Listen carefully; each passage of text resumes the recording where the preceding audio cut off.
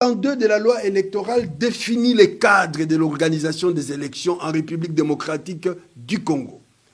Et quand vous nous servez un repas indigeste comme celui auquel on vient d'assister, mais vous attendez quelle réaction de la population?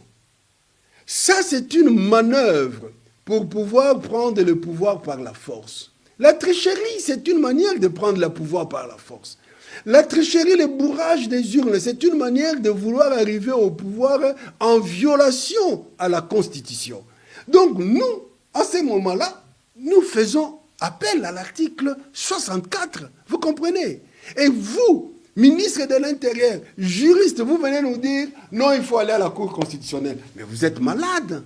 Mais l'allure vont les choses avec les résultats partiels que publie la CENI.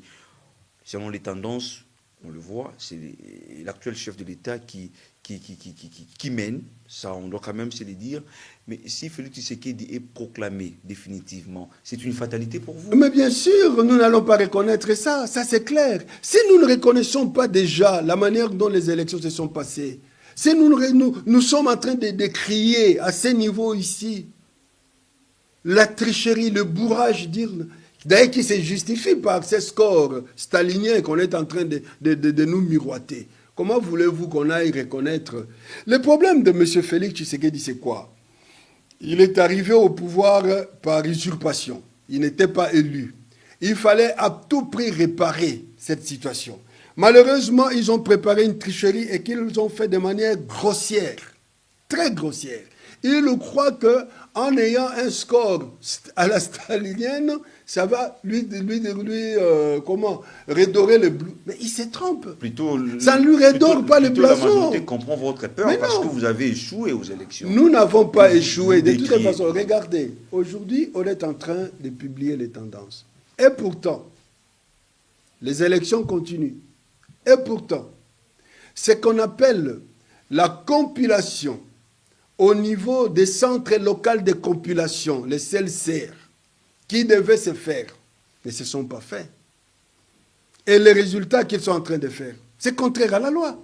Parce que la loi dit, il faut d'abord, après le vote, dépouiller. Quand on dépouille, on compare les résultats des machines et les résultats du dépouillement. Dans les bureaux de vote, ça ne s'est pas fait. On est venu sortir tout simplement les résultats qu'on a affichés, sans toutefois savoir d'où ça venait. Le temps qu'on a eu là, à commencer le vote en retard, dans plusieurs bureaux, les gens ont voté la nuit pour les candidats qu'ils connaissaient. Ils ont voté. Quand ils sont venus dans les bureaux de vote, certaines machines n'ont pas résisté tellement qu'on a travaillé là-dessus. Et puis ça s'est calé. Et quand ça s'est calé, avec ces systèmes-là, ils ont des résultats par voie électronique directement. Et c'est ça qui les arrange. Ils ne soumettent plus ces résultats-là au comptage manuel qui devait se faire dans des bureaux. Pire encore, dans tous ces bureaux, il n'y a pas eu de PV contresigné par nos témoins. Et encore pire, ils ont diminué drastiquement le nombre de témoins. Nous, je ne prends que l'exemple de Tchangou, Mohamba, ici à Kinshasa. Nous avons introduit une liste de 5000 témoins. Ils nous ont donné combien? 300 macarons. Imaginez-vous, 5000 témoins pour 5000 bureaux. On ne vous donne que 300 macarons. Parce que les macarons, là, si vous n'en avez pas, vous ne pouvez pas accéder. Vous connaissez vous-même, plus de 90% ici de candidats étaient du pouvoir. Si vous prenez nos candidats, nos témoins, nous, de l'opposition, vous nous réduisez déjà à ce niveau-là. Et quand ils viennent dans des bureaux de vote pour faire leur travail, vous leur dites, vous entrez, vous leur soumettez au même rythme, à la même discipline que les autres témoins. Vous entrez 2 minutes, vous sortez parce qu'il y a plusieurs témoins, les uns doivent aussi travailler. Mais ceux-là, tous, ils sont pour eux-mêmes candidats. C'est de l'opposition qui viennent.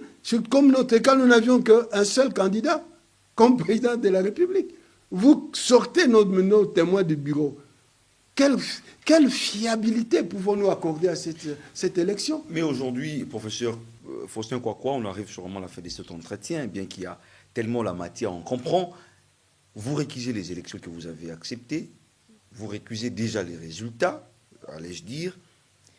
À quoi soumettez-vous la gestion de ces pays? À un régime spécial, contre même la Constitution?